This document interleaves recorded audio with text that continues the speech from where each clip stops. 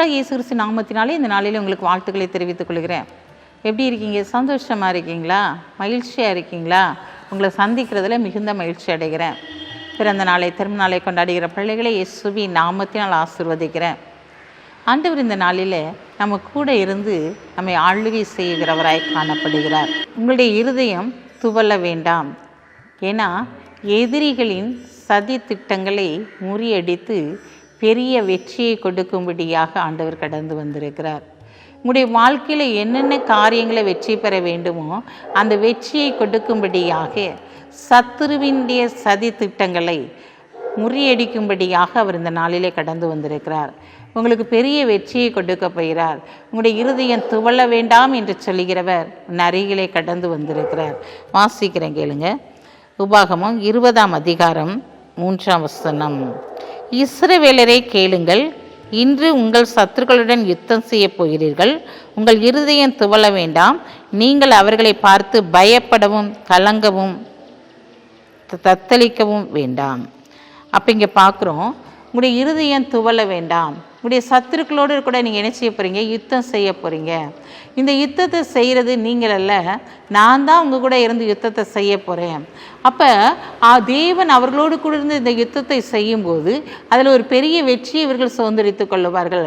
இன்றைக்கு உங்களை பார்த்து ஆண்டவர் சொல்றார், இஸ்ரவேலே நீ ஏன் பயப்படுற? நான் சொல்கிறத கேளு. நான் தான் உனக்காக சண்டை போட போகிறேன். நான் தான் உனக்காக யுத்தம் செய்ய போகிறேன். நான் தான் உனக்காக பரிந்து பேச போகிறேன். அதில் வெற்றியை கொடுக்க போகிறது நான் தானே. ஏன் நீ கலங்கி தவித்து கொண்டு இருக்கிறாய் அப்படின்னு சொல்லி கேட்கிறவர் அருகிலே இருக்கிறார். பிரியமான சகோதரனே சகோதரியே, இந்த நாட்களில் கர்த்தருடைய சத்தத்துக்கு செவி கொடுத்து நீ நடக்கும்போது உனக்கு விரோதமான ஆயுதங்கள் ஒன்றும் வாய்க்காதே போகும். யுத்தம் கர்த்தருடையது. நீ சும்மா இருக்கும்படியான காரியங்களை தேவன் செயல்படுத்த போகிறார். என்னென்ன காரியத்திலெல்லாம் உன்னுடைய வாழ்க்கையில் தேவன் யுத்தம் செய்ய வேண்டும் என்று சொல்லி வழக்காட வேண்டும் என்று சொல்லி நீ விரும்புகிறாயோ அதை தேவனுடைய பாதத்திலே தேவனுடைய கரத்திலே நீ கொடுத்து விட்டு சும்மா இரு. அப்போ ஆண்டவர் உனக்காக யுத்தம் செய்கிறவராய் இருப்பார். அவர் உனக்காய் வழக்காடுகிறவராய் இருப்பார். உனக்காய் யாவையும் செய்து முடிக்கிறவராய் இருப்பார். பிரியமான சகோதரனே சகோதரியே, உன்னுடைய வாழ்க்கையில் எத்தனையோ போராட்டங்கள் வழியாக, எத்தனையோ நெருக்கங்கள் வழியாக, பிசாசின் கிரியை நிமித்தம் குடும்பத்திலே சமாதானம் இல்லாத சூழ்நிலை வாழ்ந்து கொண்டிருக்கலாம். ஒவ்வொரு காரியத்திலும் தேவன் உனக்காய் யுத்தம் செய்ய போகிறார். உனக்காக யாவையும் செய்து முடிக்கிறவர் இதனால் உன் அருகிலே கடந்து வந்திருக்கிறார். ஏன் பயப்படுற? ஏன்னா அவர் தானே உனக்கு யுத்தம் செய்ய போகிறார். அதனால கீழே 4ஆம் வசனத்தில் பார்க்கும்போது உங்களுக்காக உங்கள் சத்துருக்களோடு யுத்தம் பண்ணவும் உங்களை ரட்சிக்கவும் உங்களோட கூட போகிறவர் உங்கள் தேவனாகிய கர்த்தர் என்று சொல்ல வேண்டும். உங்களோடு கூட போகிறவர் யாரா? தேவனாகிய கர்த்தர். அவர் உங்களுக்கு முன்பாக தான் இருக்கிறார், உங்களோடு கூட தான் இருக்கிறாரு. அதனால் நீங்கள் பயப்பட வேண்டாம். ஆண்டவரே, இந்த பிசாசு போராட்டத்திலிருந்து, இந்த வியாதியிலிருந்து, இந்த கடன் பிரச்சனையிலிருந்து நான் எப்படி வெளியே வர போகிறேன்னு சொல்லிட்டு நீங்கள் கலங்கி தவிக்கிறீங்களா? கலங்க வேண்டாம். உங்களோடு கூட இருந்து யுத்தம் செய்கிறவர் யார்? உங்கள் கூட இருந்து ஆளுகை செய்கிறவர் யார்? தேவனாகிய கர்த்தர். இந்த நாளில் தேவனாகிய கர்த்தர் உங்கள் கூட இருக்கிறபடினால நீங்கள் இந்த காரியத்தை குறித்து நீங்கள் கலங்க வேண்டாம். அவர் உங்களுக்காக யுத்தம் செய்து ஒரு பெரிய வெற்றியை கொடுத்து உங்களை கனப்படுத்தி ஆசீர்வதிப்பார். கண்களை மூடி ஜெபிப்போம். அன்புள்ள இயேசப்பா, இந்த நாளுக்காக உமக்கு நன்றி செலுத்துறேன் ஐயா.